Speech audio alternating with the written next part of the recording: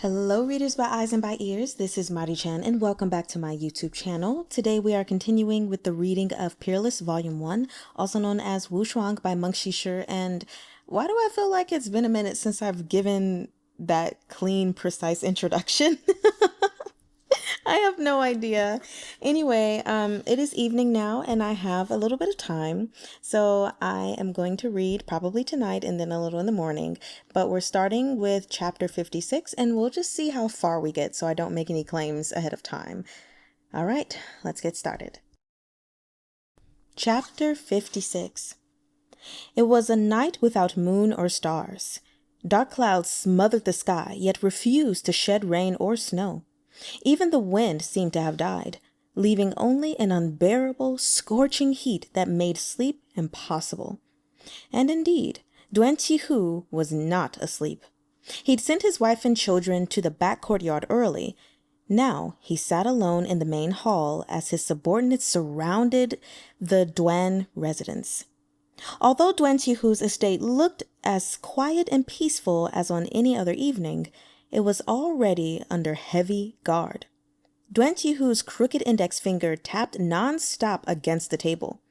He was waiting for news of Steward Lean's surprise attack with his 50 fearless guards, waiting for that audacious, vengeful ghost to make its return. In truth, no bitter grudge existed between Duan Qihu and Xing Mao, but one mountain could not hold two tigers.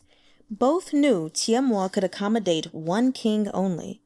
They had gathered their strength, biding their time until they could land the fatal blow. Now Duan Qihu couldn't wait any longer. The incident at the banquet had sparked a sense of crisis he'd never felt before. Xing Mao must be eliminated.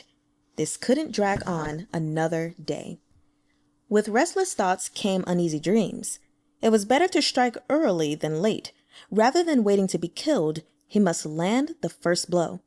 Tonight, success or failure depended on this move. He ordered someone to check the hourglass. Almost 11. The ghost had appeared around this time yesterday, and tonight... Duan Qihu laughed coldly. The Duan residence was brightly lit, guards stationed at every corner. He refused to believe he'd missed the ghost's entrance. Yet, at that moment, a frigid wind swirled in, carrying flowers and leaves into the hall. The guard at the door sneezed as its bone-piercing chill hit everyone full in the face. The lanterns flickered wildly and went out, plunging the room into darkness. Ah! The scream came from the northwest corner of the Duan residence, the back courtyard where the women lived, and the voice was all too familiar.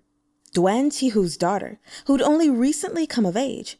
Duan Qihu leapt up and rushed in the direction of the cry. As he passed, the lanterns above his head flickered out, one by one, as if planned. "What was that? There's someone over there!"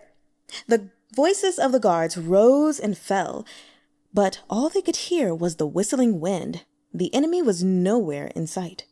That ill wind blew from every direction, carrying a voice that spoke into Duan Qihu's ear, both near and far away. "Duan Qihu, pay blood for blood."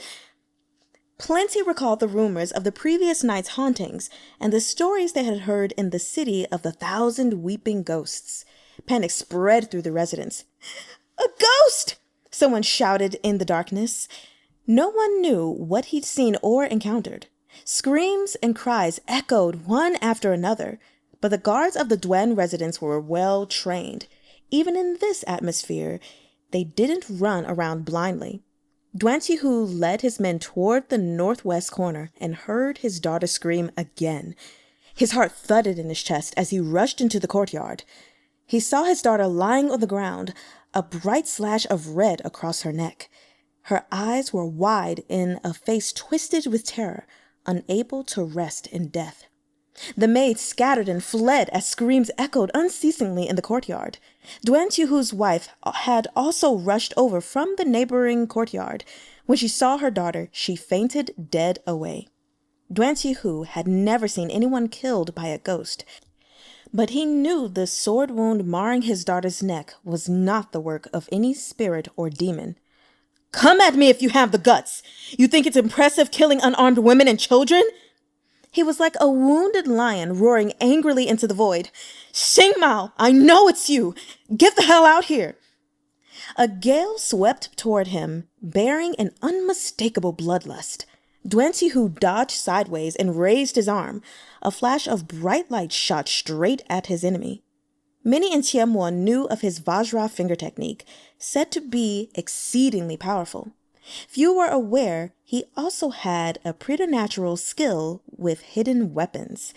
Most who had witnessed it were in the underworld. He'd thought the speed of his strike fast enough to injure his opponent even if they dodged a fatal blow. But to his surprise, the black shadow he'd aimed at vanished mid-air, leaving the blade to bury itself in a nearby tree. Could it really be a ghost? But there was no such thing as ghosts. Duan Qihu had no time to be startled. An intense agony tore through his back, and he was flung forward. The guards rushed up, but none lasted beyond the first move. All were sent flying away. Some had their necks twisted and broken, perishing from a single strike. Others fell shrieking to the ground, gravely wounded. From start to finish, their assailant's goal remained Duan Qihu. The instant Duan Qihu stumbled to the ground, his attacker leapt over at a speed too fast to see.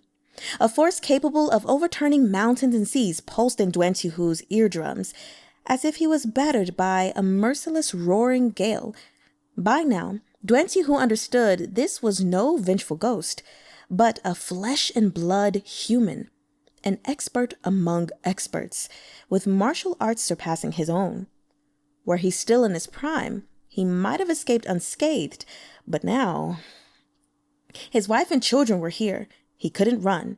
Even if he wanted to, it was impossible. "A quick death is more kindness than you deserve. I want you to watch everyone close to you die, one by one." The words ended on the soft sound of a sigh, accompanied incongruously by a harsh and cutting palm blast. There was no time to use the Vajra finger technique. Duan Qihu channeled all his internal energy into his palm, pitting his full strength against his opponent. "The one responsible for my deeds is me. Leave my wife and children out of it." He gritted his teeth, straining to catch a glimpse of his opponent's face. Pain spiked up his arm, and blood spurted. Duan Qihu toppled backward. He panted heavily, still conscious, but the shockwave had damaged his meridians. He was already a toothless tiger. Who the fuck are you? Did Xingmao send you here?" "My name is Yan Xuexing." The man before him was clad in black. He watched Duan Qihu, face indifferent. "You? The disciple from Lingchuan Academy?" Duan Qihu suddenly remembered. "You were behind the poison at the banquet. Why are you doing this?" He'd never seen this man before, or even offended Southern Chun's Lingchuan Academy.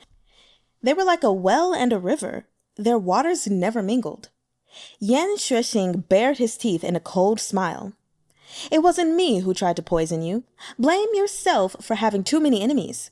Countless people want you dead. As for Peng Xiang, I killed him because he deserved to die, just like you. There's no grudge between me and Lingchuan Academy, past or present," Duan Qihu cried. "This has nothing to do with Lingchuan Academy. You need only remember me, Yan Xuexing."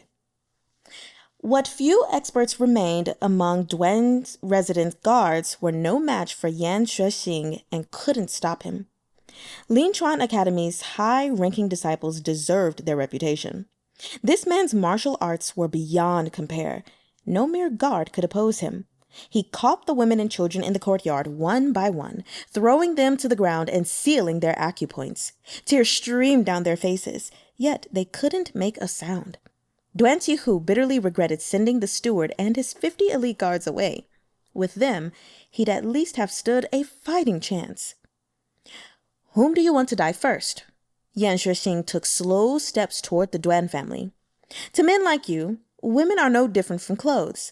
When one is gone, you can simply pick another. Let's kill your favorite concubine first." Duan Qihu's chest throbbed with muted pain as he swallowed down blood. He looked at his daughter's corpse lying on the ground and roared, "Kill me if you must, but I deserve to know the reason. Why are you doing this? You're helping Xingmao act against me. Do you think he's any better? He'll abandon you as soon as he gets what he wants." Yan Xuexing shook his head. "I don't know any Xingmao. No one can order me around." "Yan Gongzi, since you've made up your mind, why bother talking to him? Just start killing them. He'll figure it out eventually." With an airy laugh, a woman in yellow appeared on the roof. Duan Qihu's eyes widened when he saw what she clutched in her hand. It was a bead, carved from jade and hollowed out to enclose 2 layers, so that the entire exquisite object formed 3 spheres, one nested inside the other.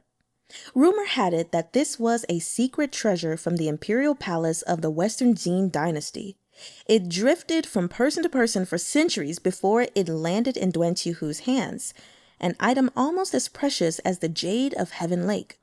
Duan Qihu treasured it greatly and kept it hidden in a secret storehouse, only occasionally taking it out to toy with.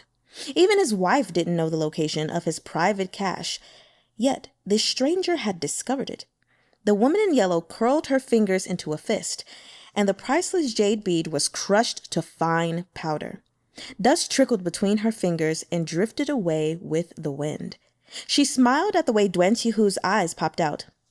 "Heartbroken?" she asked. "But these are all things you gained through robbery. They never belonged to you in the first place. It's been 20 years. Do you still remember the blood debt you owe?" The woman opened her mouth and her voice changed. Clearly, this was the ghost from the previous night. Duan Qihu understood at once. This woman could mimic all kinds of voices. Yan Xuexing stopped in front of Duan Qihu's beloved concubine. The woman's face was a mask of fear, her complexion snow white, yet she couldn't move an inch. She was a pitiable sight, but he showed no mercy. He reached out and wrapped his fingers around her neck, gripping it tightly. Suddenly, Yan Xuexing's expression shifted. He threw aside the woman and leapt backward. The yellow-clad woman sitting on the eaves, too, vanished, hiding herself in the shadows. Everyone else saw only a pale flash as a person appeared where Yan Xuexing had just stood. Feng Xiao smiled. "It's my husband's fault for dallying. I've arrived too late and missed the beginning of the show." He'd never been one to keep a low profile. Though he was still in woman's clothes, his eyes were bright, and his wide sleeves flapped in the wind. His aura was oppressive, neither feminine nor masculine. Even Yan Xuexing took a few more steps back. "Who are you?" "My friend, all debts have their debtors," Feng Xiao said pleasantly. "If you have a grudge against Duan Qihu, then kill him. Why are you dragging your feet? Ah, but since you've waited to make your move, if you wish to kill him now, you'll have to ask me first." Yan Xuexing didn't bother arguing. He attacked Feng Xiao without another word. Both moved with incredible speed. In a blink, they'd exchanged 10 or more blows. The bystanders glimpsed clothes whirling, the flurry of palms transforming, but it was impossible to see any of their moves clearly. Cui Buchu had arrived as well. He was no martial artist, so he couldn't drop from the sky as Feng Xiao had. He had to walk in on 2 legs like any ordinary person. Yan Xuexing and the woman in yellow had kindly left the Duan residence guard strewn across the ground. There was no one to bar his entry, so he strode through the main gate with no trouble at all. Catching sight of the woman in yellow, he said, "Madam Bingxian, it's been a while." "Hello, Taoist Master Cui. Though it hasn't been that long." Bingxian's lips curved in a smile. Neither showed any trace of embarrassment or awkwardness. They acted like old friends reuniting, familiar and natural.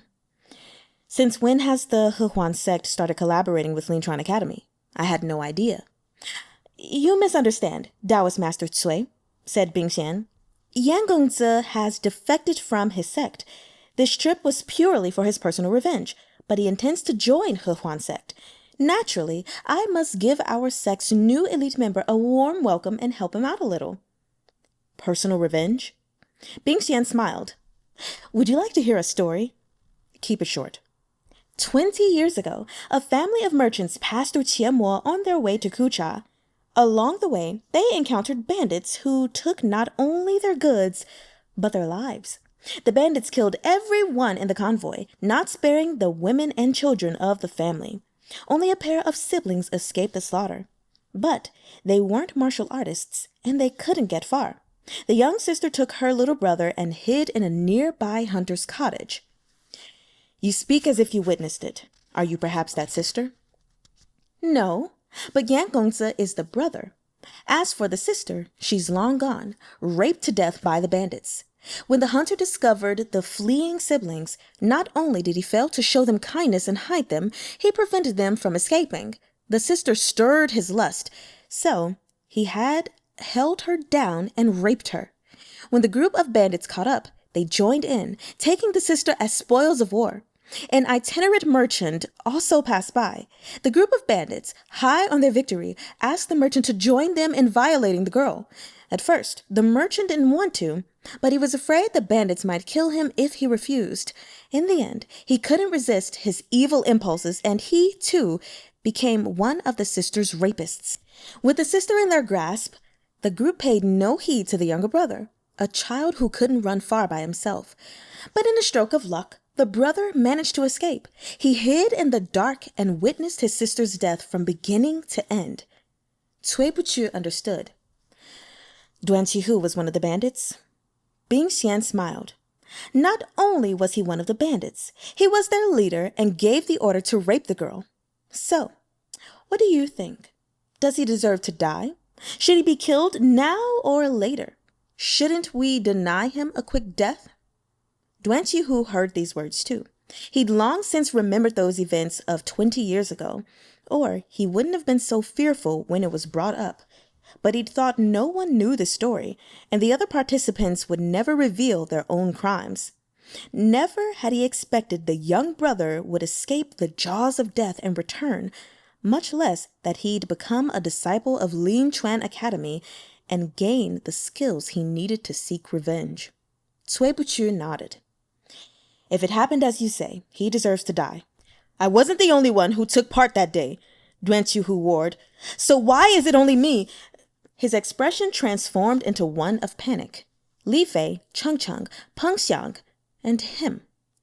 The itinerant merchant, the hunter, and the bandits. They'd originally been strangers whose paths had only crossed thanks to that incident. Afterward, they'd parted and gone their separate ways. None had thought the encounter important. None had taken it to heart. One by one, they'd all died. Everyone who participated in that monstrous crime had perished one by one. Duan Qihu hadn't thought in this direction, but as he connected the dots point by point, he realized not a single one of them had escaped. Chapter 57. While Cui Buchu chatted with Bing Xian, the figures of Feng Xiao and Yan Xuexing parted, alighting on the eaves at opposite ends of the courtyard. To a layperson, they looked evenly matched, but Yan Xuexing knew, though he was the standout among Li Chuan Academy's younger generation, he was a notch below the person before him. When had such a powerful female expert appeared in the Jianghu? May I ask the lady's esteemed name? My surname is Cui. I don't use my maiden name. Cui Buchu was speechless. Bing Xian snickered. Which sect is Cui Niangzi from? Yan Xuexing asked. Who is your master? Feng Xiao smiled. Why should I tell you? Yan Xuexing released a slow breath, as if trying to control his temper. He'd encountered more than one troublesome woman on this trip. Though things had improved in recent years, the world remained dominated by men, and so did the Jianghu. Women wandered the Jianghu, but very few were outstanding talents.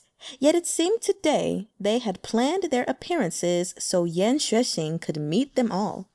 For example, Bing Xian and this Cui Niangzi before him now. Yan Xuexing had no time to waste on this woman. His goal tonight was to torment the Duan family and kill Duan Qihu, to make Duan Qihu suffer as much as possible before dying. Feng Xiao stood in his way. Duan Qihu slaughtered my family. He defiled and killed my sister. he spat. If I don't take revenge, I'd be unfit to call myself a man. If Cui Niangzi shares no friendship with Duan Qihu, please stand aside. I will owe you a debt, and make sure to repay you. Feng Xiao arched a brow. Repay me how? Yan Xuexing suppressed his anger. As long as what you ask is not immoral, I will do all I can. Duan Qihu had dominated Mo for decades, surrounded by the flattery and praises of others. Even Gao Yi, sent by the Sui dynasty itself, showed him the utmost courtesy. He'd never been so powerless as he was now, lying like meat on a chopping board. In his bandit days, he hadn't feared death. He'd sustained plenty of grave injuries and spent days licking blood from his wounds, all to earn this wealthy, comfortable life. But the more he possessed, the more he desired to live. When he saw Feng Xiao apparently swayed by Yan Xuexing's words, he shouted, Don't you want to know my secrets? I'll tell you. So help me. I'll tell you all my secrets. So, you really do know Yushu? Asked Cui Buchu. I do, he cried. Cui Buchu snorted. Duan Qihu, I may not know martial arts, but my skills are unmatched when it comes to reading people's words and expressions. You previously said you'd never heard of Yushu. That was the truth. Now you're claiming to know him. It seems to me you're trying to deceive us to save your own skin. Do you actually know anything that makes you worth saving? I do, roared Duan Qihu. I know something. Have you heard of the 13 floors of Yunhai? I know their secrets, so save me. I'll tell you everything. The 13 floors of Yunhai. Cui Buchu looked pensive. It's true I'm curious about them, but not curious enough to save your life. Prove what you know is worth the exchange. Duan Qihu's eyes were bloodshot. He was bent on preserving his life. He had no thought for anything else. The 13 floors of Yunhai isn't just an organization that trades money for lives. The 13 floors represents 13 people and 13 sections. I'm ranked 12th among them, so I'm known as Shi Xiancheng. Is that valuable enough for you? Cui Buchu frowned. He suddenly remembered something. During the case of the murdered Khotanese envoy, one of the perpetrators, Su Xing, had confessed to being a disciple of the Buyeo sect in Goguryeo. The person who'd sent him and Qin Miaoyu to the Central Plains was a high-ranking member of the Buyeo sect they called Yi Xianshang. One. The name was all they knew of him.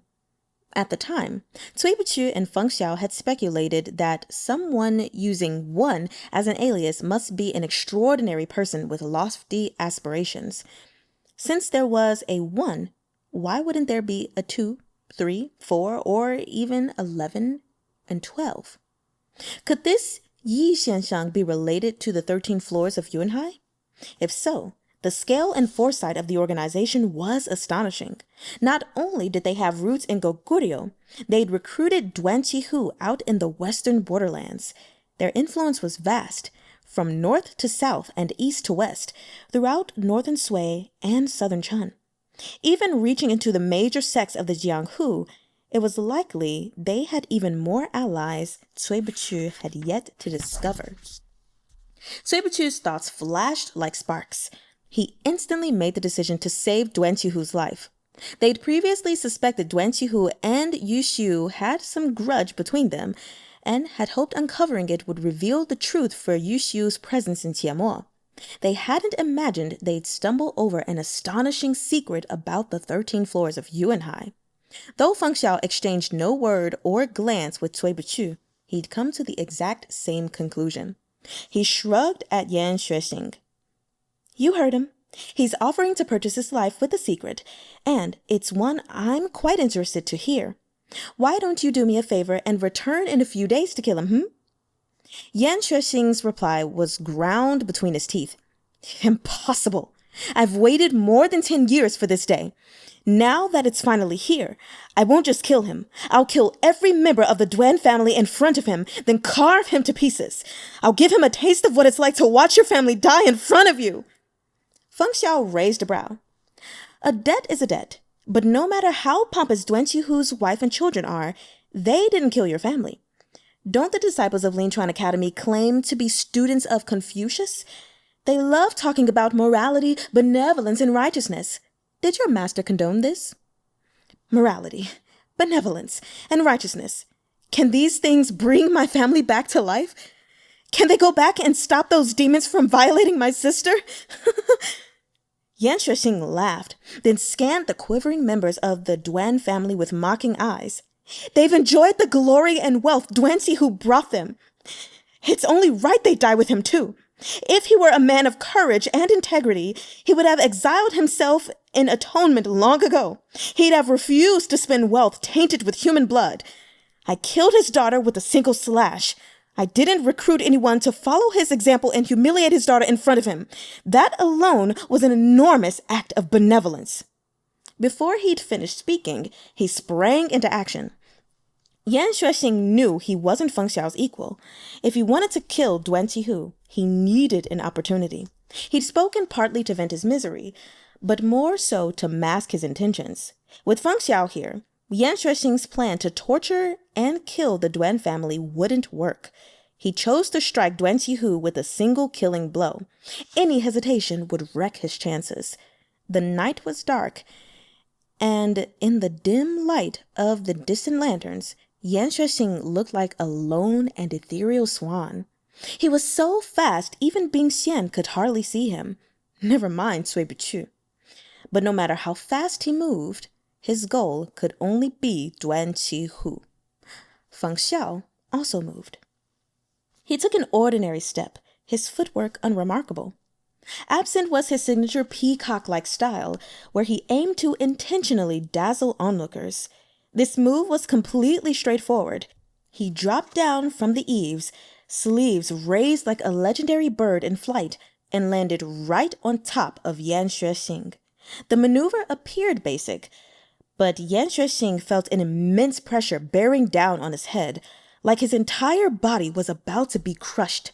He blanched and quickly gave up offense for defense.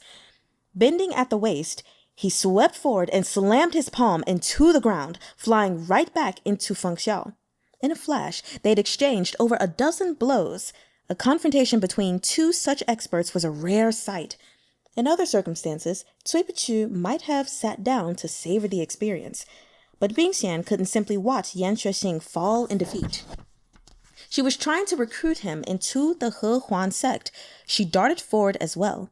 As soon as she joined the fray, the fight seemed to tilt in their favor, but only for a moment.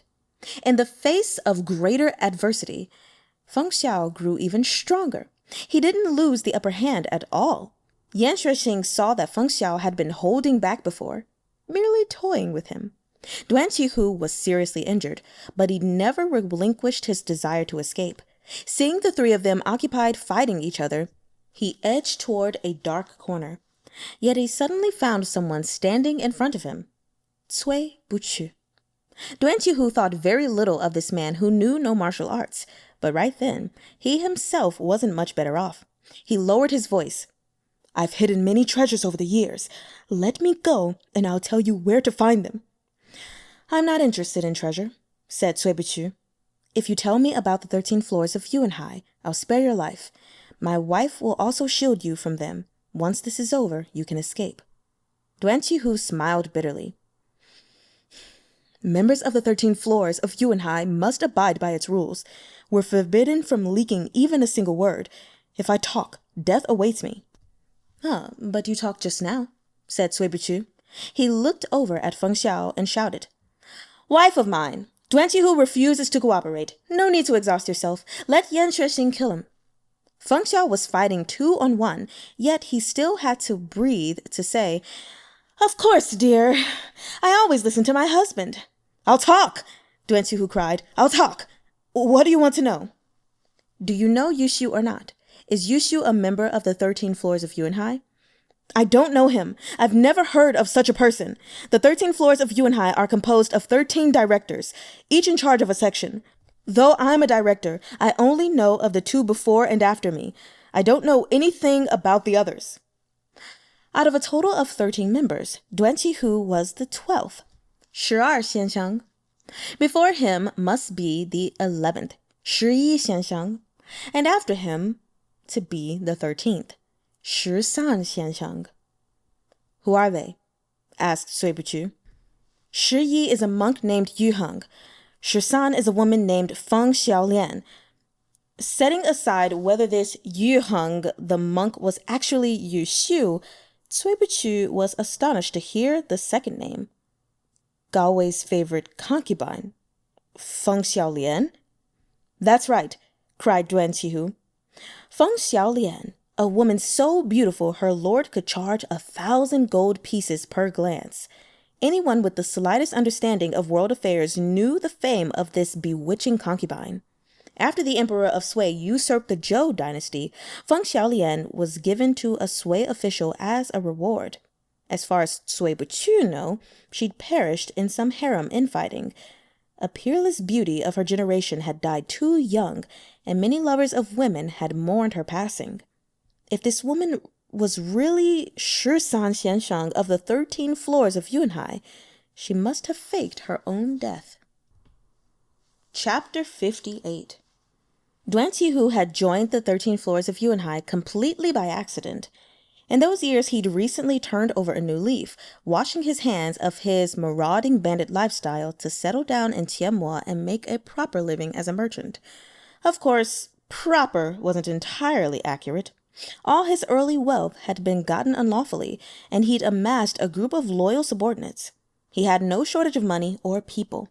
His transformation from bandit to powerful business mogul was unnaturally quick. Upon his arrival in Tianmo, Cui Buchu had seen how Duan Qihu and Xing Mao had monopolized the business interests of the city. Even the inns were split between the two, half and half.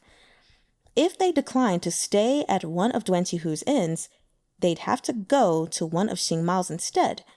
There was little other choice. But back when Duan Qihu had first established himself in Tianmo, it hadn't been so. In addition to Xing Mao, several other factions had held stakes in the city. The roots of Duan Qihu's influence were yet shallow. A foreign dragon couldn't defeat local snakes, and when it came to scheming, he wasn't necessarily their equal.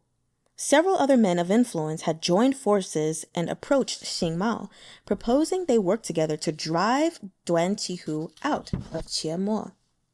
It was then that a man came knocking, claiming to be Yu Heng, the 11th director of the 13 floors of Yunhai. Duan Qihu had never heard of any such organization, but Yu Heng got straight to the point. He'd help Duan Qihu eliminate the competition and establish himself in Tianmo, provided he joined the 13 floors of Yunhai as their 12th director. At the time, Duan Qihu had been crushed by multiple factions. Despite his doubts, he was so frazzled and anxious he agreed to Yu Heng's improbable offer. But Yu Heng kept his word. Not only did he assassinate several of Duan Qihu's enemies, thus resolving his immediate crisis, he also introduced Duan Qihu to silk and porcelain merchants in Jiangnan. Those connections allowed Duan Qihu to build relationships with merchants across the north and south, slowly growing his network. Within a few years, he'd risen to become Xing Mao's rival. At the same time, he discovered the vast scope of the organization he'd joined. From north to south, across all classes of society, there seemed to be no one the 13 floors couldn't reach. Duan Qihu was too seasoned to believe there was such a thing as a free lunch. He knew he'd inevitably have to pay for what he gained. But beyond making him the 12th director and supporting his rise to power, the 13 floors of Yunhai never asked him to do anything. When 13 先生, Feng Xiaolian, who was ranked last among the floors, appeared in Tianmo, Duan Qihu had encountered her by chance. After removing her makeup, the legendary concubine became just another fair-faced woman. Duan Qihu had always been a lecherous man, but he didn't dare harbor any untoward thoughts toward Feng Xiaolian. Though she was a rank beneath him, she was far from weak. As a martial artist, she was his equal. If people of Duan Qihu and Feng Xiaolian's status ranked at the bottom of the 13 floors, how strong and skilled were the people above them? Duan Qihu didn't want to dig any further. Knowing too much would only endanger him, so he chose ignorance. Yet one day, Yu Heng appeared again. He demanded Duan Qihu bring down Gao Yi and eliminate Xing Mao, taking control as the true ruler of Qiemo. The 13 floors of Yunhai, he said, would lend Duan Qihu their full support, money or power. If he required them, he need only say the word. Duan Qihu, however, felt no enthusiasm for this scheme. His heart sank. He had accepted their help, and now it was time to pay his debt. He was more than happy with the status quo. No longer did he have to live with his hands soaked in blood. He spent each day in great comfort, enjoying his reputation and his wealth.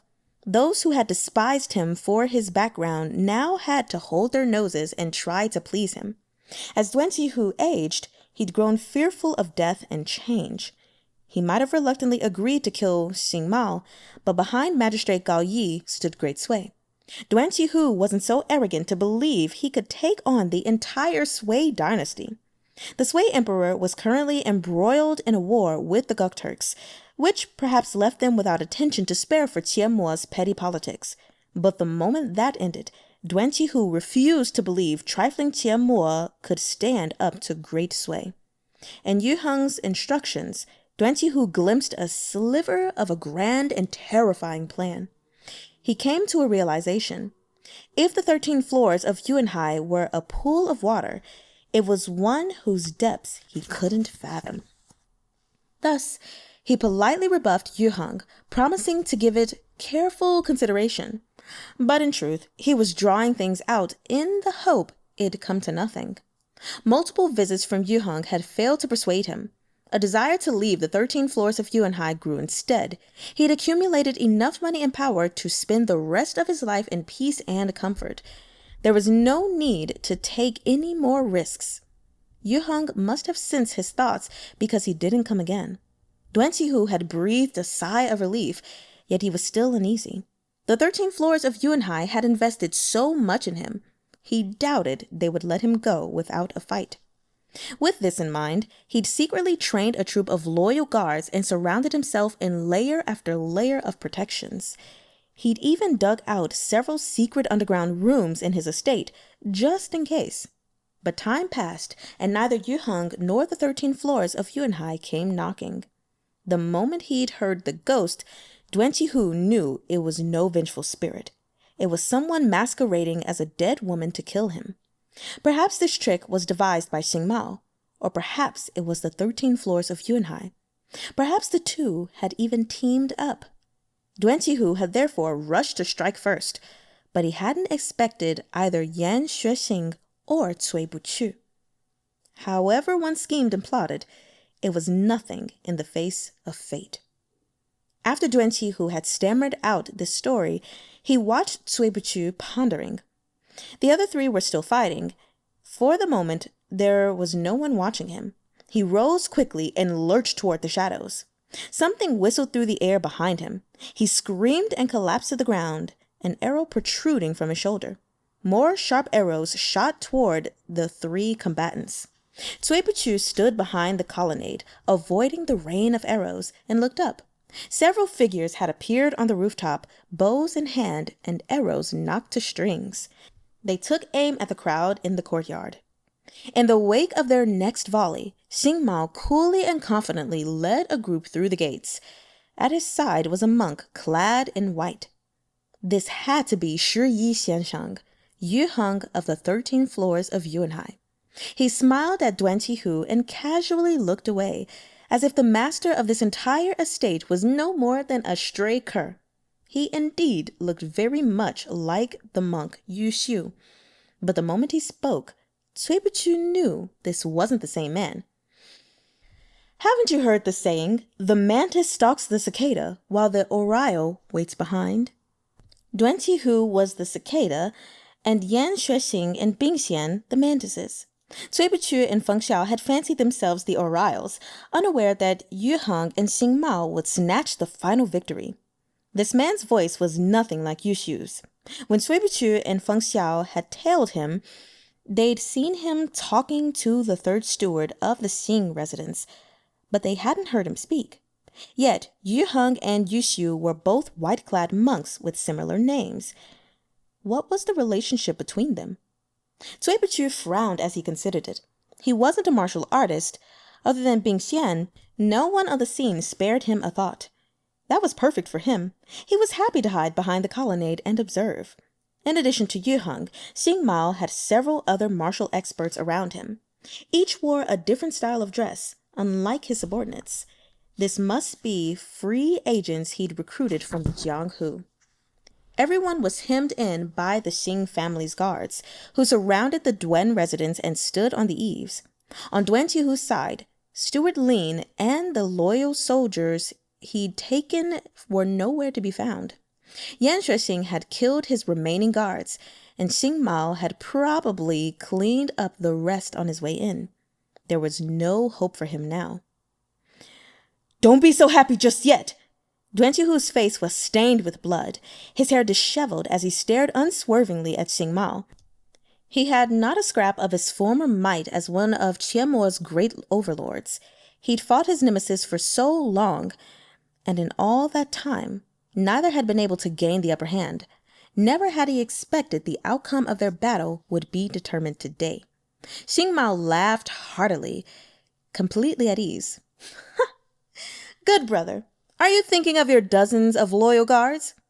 Why, they are waiting for you in the underworld." "Impossible," said Duan Qihu. Speaking of which," Xing Mao continued, "you spared no effort training them. If not for Steward Lin's advance warning, I might have been in quite a spot. To think your loyal subordinate would betray you." Duan Qihu let out a wail of despair. He coughed up a mouthful of blood, and his face flushed a deeper crimson. Impossible! Impossible! Lin Feng would never betray me." Xing Mao clicked his tongue in dissatisfaction. He had no patience for more talk. He waved a hand. "Seize the Duan family, all of them." "Wait a minute," Yan Shuixing said coldly. "The Duan family's lives are mine. Only I have the right to punish them." Xing Mao lifted a brow. "Are you also here to kill Duan Qihu?" "No problem at all. I'll chop off his head, and you can have the body. As for the women, children, and elderly, you may watch from there as I deal with them." "No!" Yan Shuixing rejected him firmly. "My grudge against him is deep. I must punish him personally." Xing Mao was growing restless. "Whoever is stronger has the final say." He glanced at Yu Heng. The monk nodded and smiled. "Duan Qihu must die today."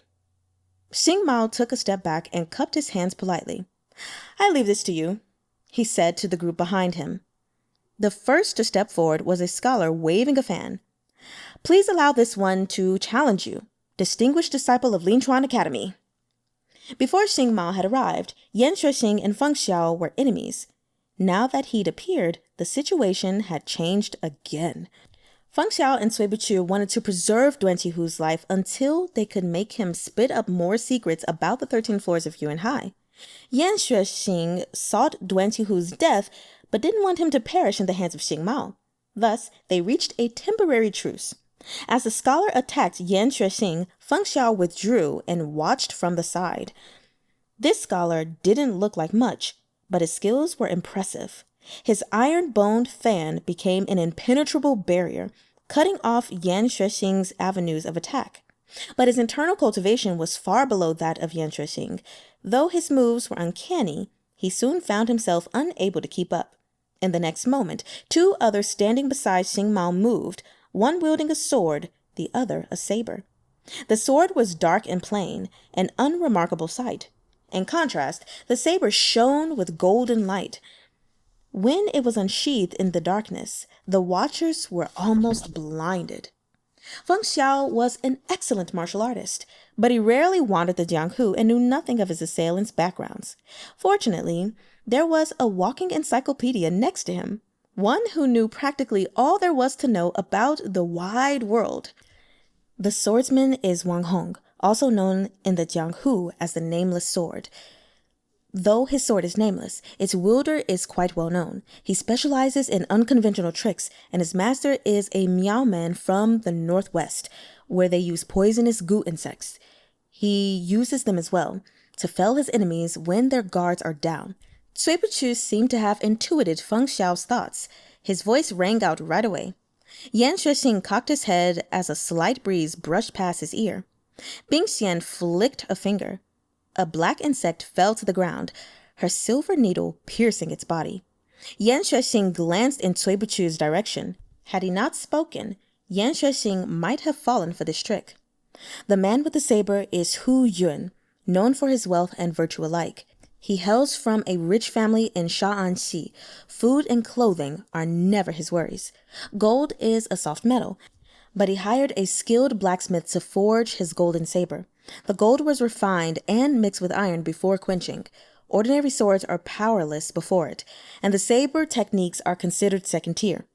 Cui Buchu spoke quickly and calmly, outlining the key points of his history. Listening, Hu Yun grew agitated. "You asshole! Who are you calling second tier?" Yan Xuexing's foot slammed into the saber wielder's gut and sent him flying. His golden saber landed with a clang. The scholar chuckled. "Hu Yun, looks like your luck has run out." The fan-wielding scholar, Yue Xiafeng, Cui Buchu went on, his weapon of choice is an iron-boned fan. He's a fearsome fighter at close range, but at a distance. Bing Xian's lips quirked in a knowing smile. She flicked her fingers again. Yue Xiafeng had no choice but to abort his attack on Yan Xuexing to block her silver needles. Glimpsing an opening, Yan Xuexing slammed a palm into Yue Xiafeng's back, bringing up a mouthful of blood, a serious injury. Bing Xian bowed to Cui Buchu. "Thank you kindly for your guidance, Taoist Master Cui." "Madame Bing Xian is the clever one," said Cui Buchu. For some reason, Feng Xiao suddenly felt a twinge of displeasure. Oh my god. Is he jealous? He swept toward Xing Mao. As Xing Mao stood shocked, the two experts remaining at his side sprang into action. The first crooked his finger slightly and grabbed at his face, while the other pinched his thumb and forefinger together as if plucking flowers. In truth, he was holding a very fine thread, its edge sharper than most swords. With the aid of internal energy, this thread could slit an enemy's throat with a touch. The cloud-catcher Pei Yuan is a layman disciple from Shaolin Temple. His moves are heavy and powerful. He's known for his hard techniques that counter force with force. Defeat him with soft techniques, yet deflect his force and use it against him. Bai Bi, known as Moon Water Guanyin, a man with the delicate face of a woman, hence the sobriquet. But his silver gold threads are particularly mystical weapons. All those who've perished at his hands have underestimated him. Cui Buchu accurately pinpointed everyone's weaknesses. As he spoke, Feng Xiao raised his hands. Everywhere his true qi touched, Bai Bi's silken threads were sliced through. Suddenly, Cui Buchu fell quiet. A hand was clutching his throat. Yu Heng squeezed Cui Buchu's neck and smiled at Feng Xiao, who now had Xing Mao in his grasp. "Would you like to save a life or take one?" Pei Yuan and Bai Bi hadn't even seen Yu Heng move.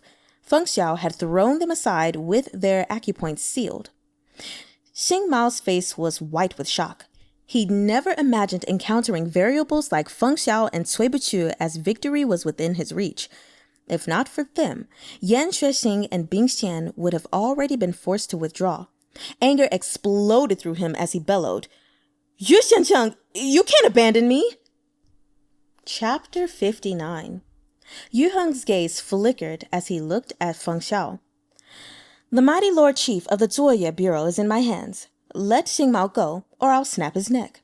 Then we'll see who suffers the greater loss, Feng Xiao arched a brow.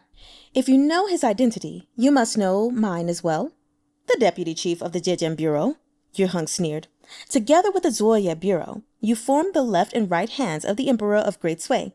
You've come to patrol and set up watchmen on his behalf in order to eliminate evil. What capable men you are!" Finally, Yan Xuexing and the rest discovered the true identities of this mysterious couple. Their eyes widened in astonishment. "You're quite knowledgeable," said Feng Xiao. "And where did you hear this?"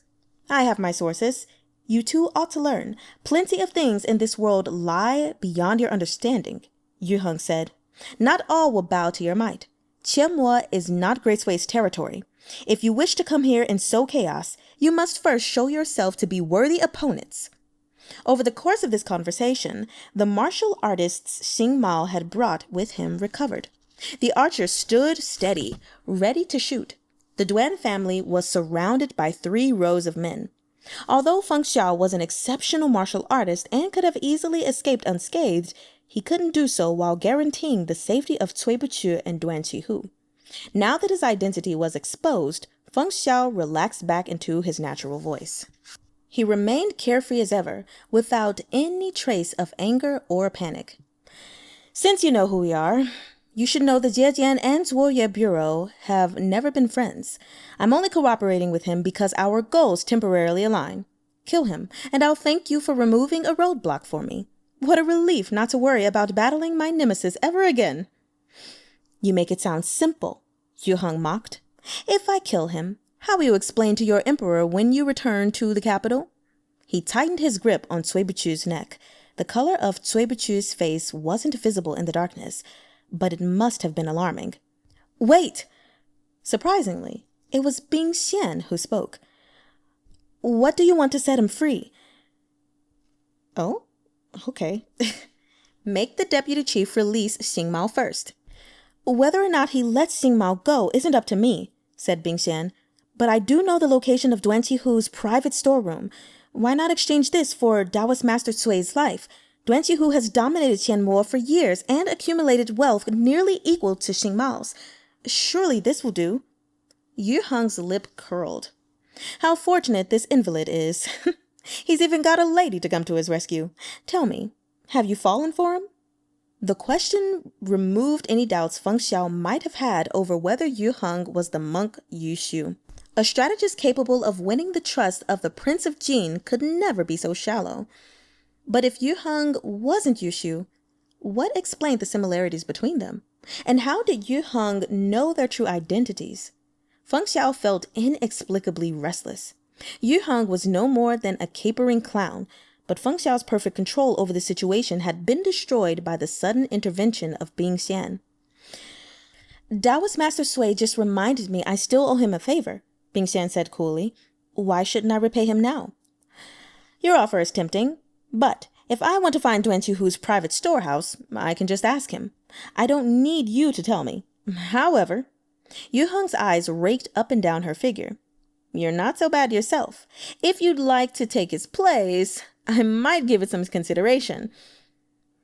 You've been running your mouth for a while now, Feng Xiao said, impatient. Are you going to kill him or not? Bing Xian's brow furrowed slightly. Feng Xiao and Cui Buqiu were traveling disguised as husband and wife. She'd assumed the two must be close, but it seemed that wasn't the case. Cui Buqiu knew no martial arts. How did he feel, having followed Feng Xiao into danger only to be abandoned in his hour of need? She couldn't help but glance over at him.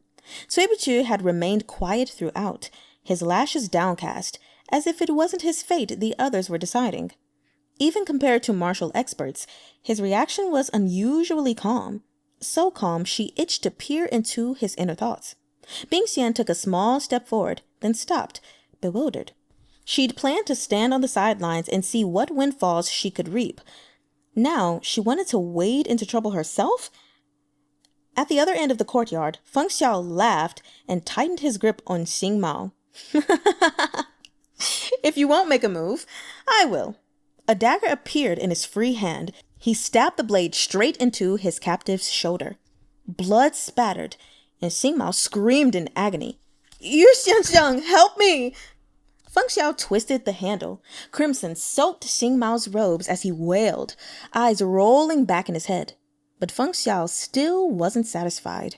He yanked the dagger out and plunged it into Xing Mao's opposite shoulder. Yu Heng was stunned. He hadn't expected Feng Xiao to follow through, nor be so cruel. The deputy chief of the Jiejian Bureau really was completely unconcerned about Cui Buqiu's safety.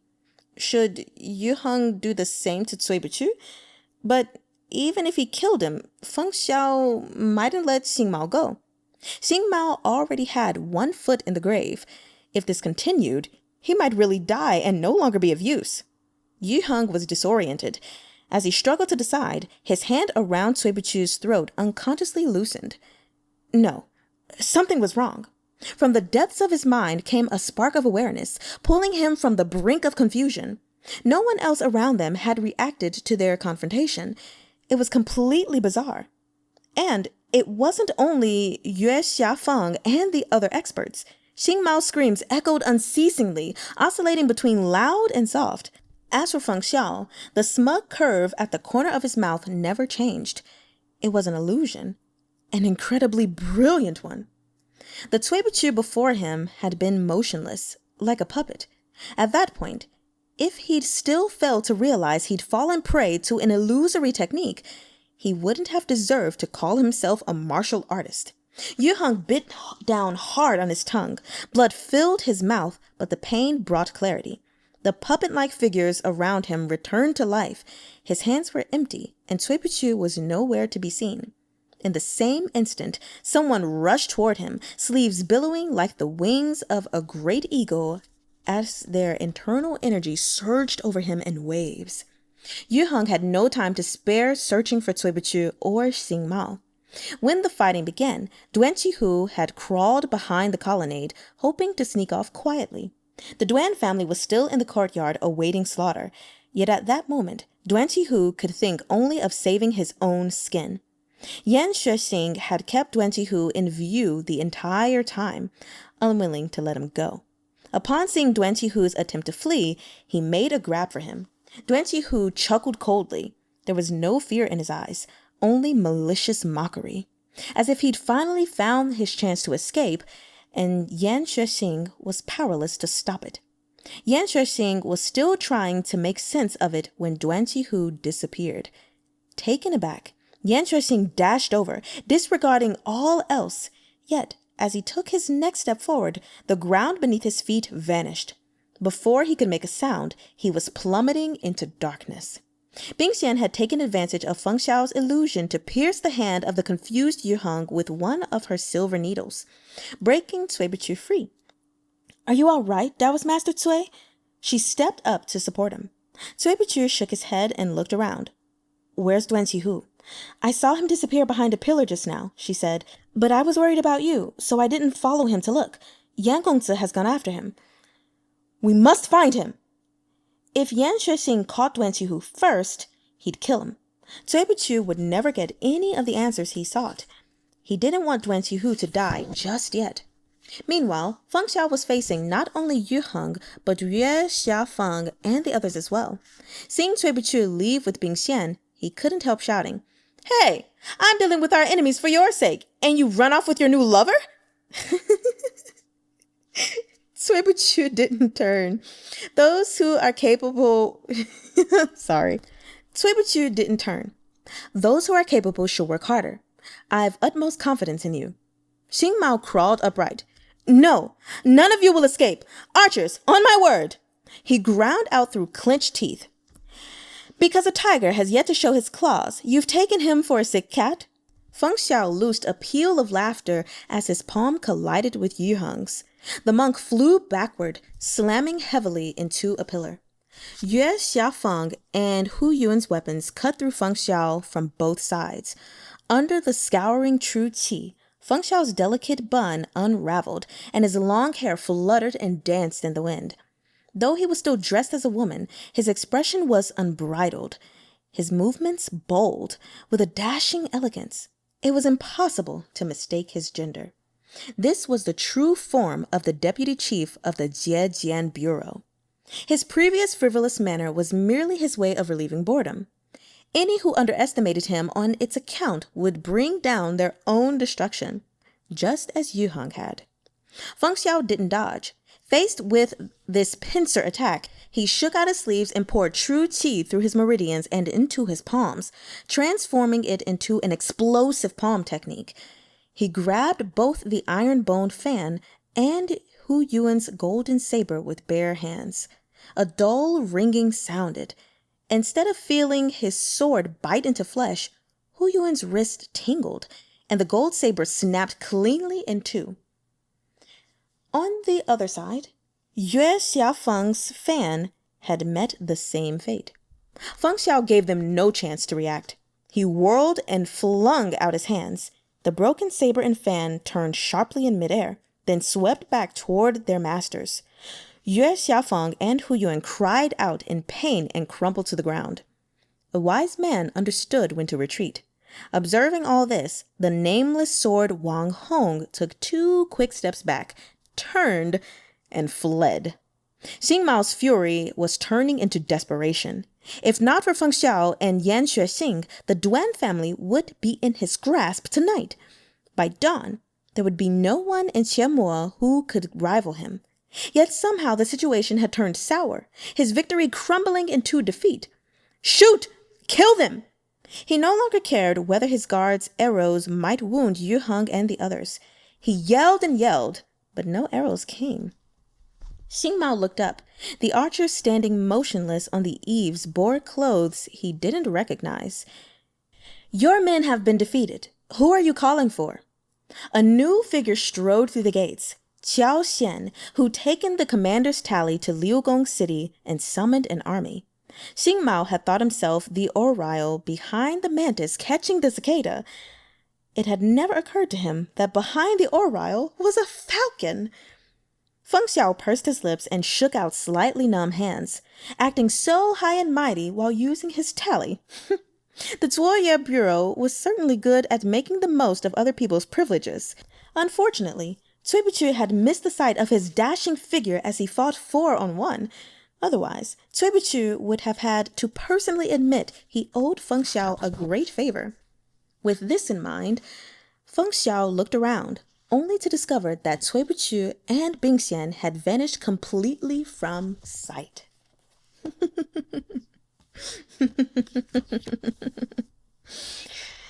Okay, you guys. So somehow I had the energy and the wherewithal to make it through 4 chapters. Ayo! So let's go ahead and go through my notes. A lot of my notes are on Duan Qihu. So the first thing that I want to say is that overall, yep, I totally believe that Duan Qihu deserves death. Absolutely. I understand what is his name again? Yue Xianxing. Hold on. I have to look. Yeah, Yan Xuexing. I understand his hurt and deep hatred and wanting to avenge his sister and everything, but him justifying, I'm not inviting others to watch. It's not a good justification for killing the rest of his family who is innocent in this. I mean, sure, on one hand, you can think like, oh, his wife knows of the life he lived before. Yeah, but that doesn't mean she knew that he raped someone. As it was said earlier, in the story, he didn't really share many details of that part of his life with her. So she was innocent. His daughter was innocent. The servants are innocent. Everyone else except Duan Qihu and, I don't know, maybe some of the guards or something, if they were also bandits before, they were all innocent.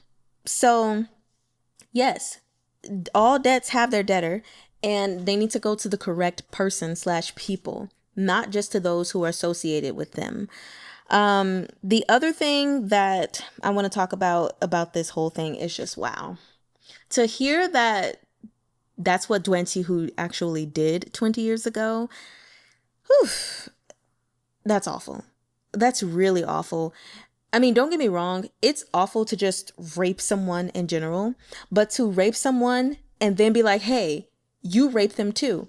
Oh, and you too. Oh, and you random merchant, you do it too. Like, that is just so even more horrible, And then as far as that punk merchant person is concerned, you should rather want to lose your life than to join in on something you quote unquote didn't want to do because you were afraid you would lose your life and decided to rape someone. I mean, maybe you were afraid to lose your life. I'll give him that. That may be true, but still, to do something so horrible like that?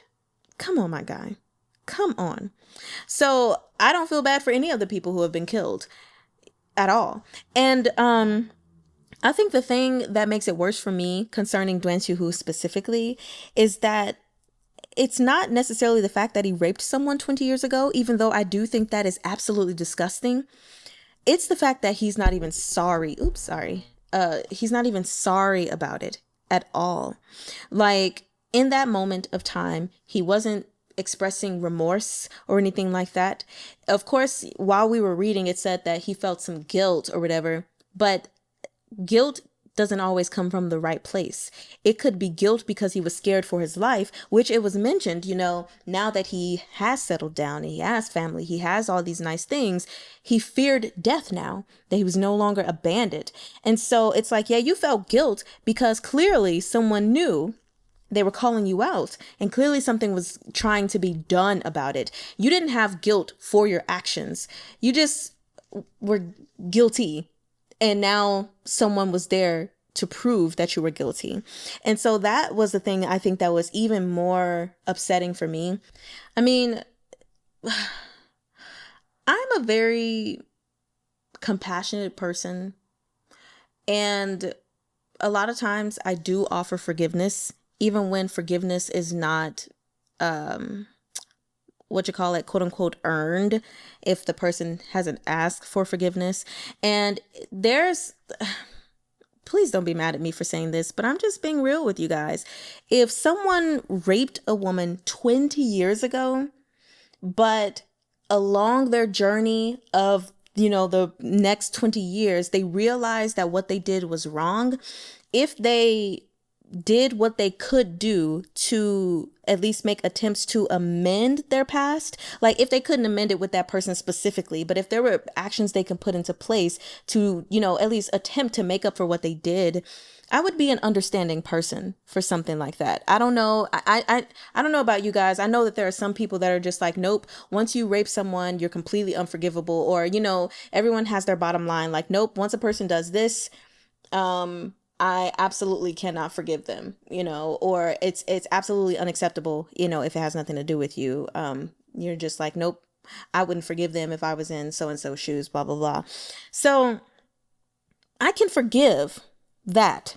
But Duan Qihu, sir, you clearly only want to save your life. And that was made evident. Like I said, you didn't take that time to apologize. Even if you still knew the end result would be your death, you were trying to save your own skin, which made me even more upset, because at that point, then you weren't even concerned about the rest of your family. You were just trying to get away.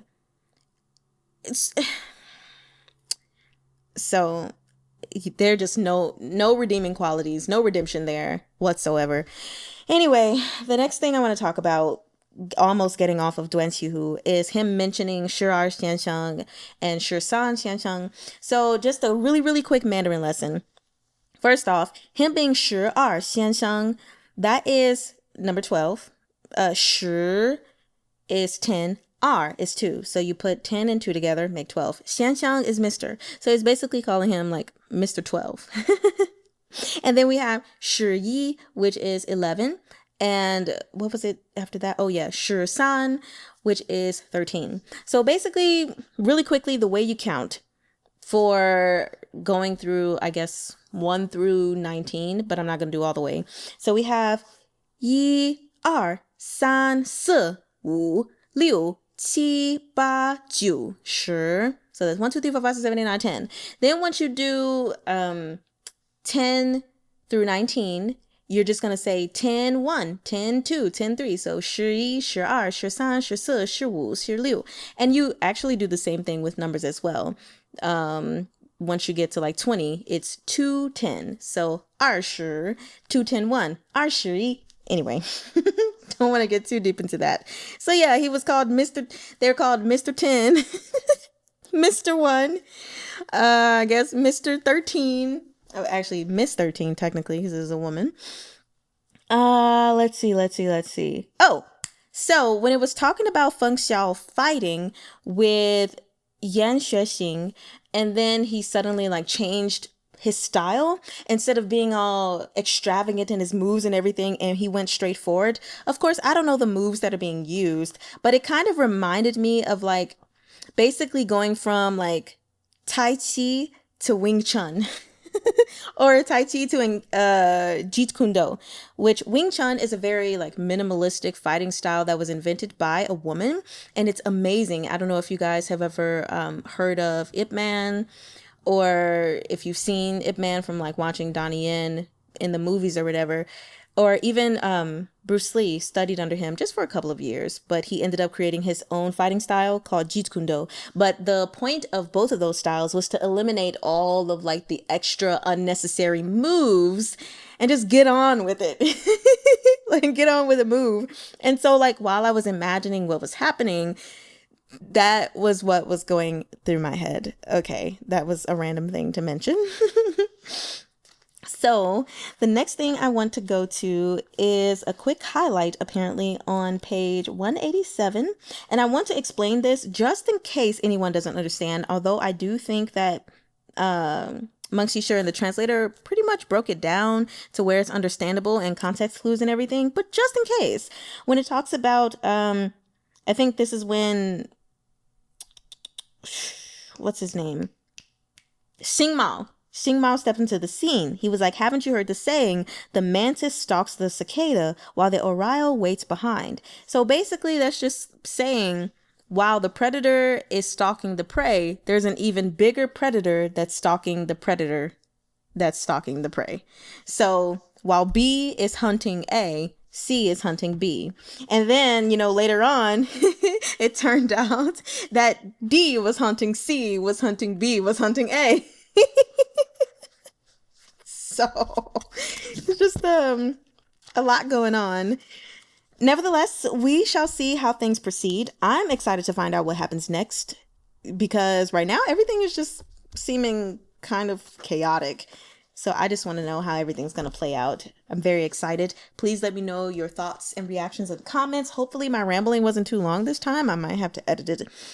Anyway, I will see you all next time. And 我爱你们。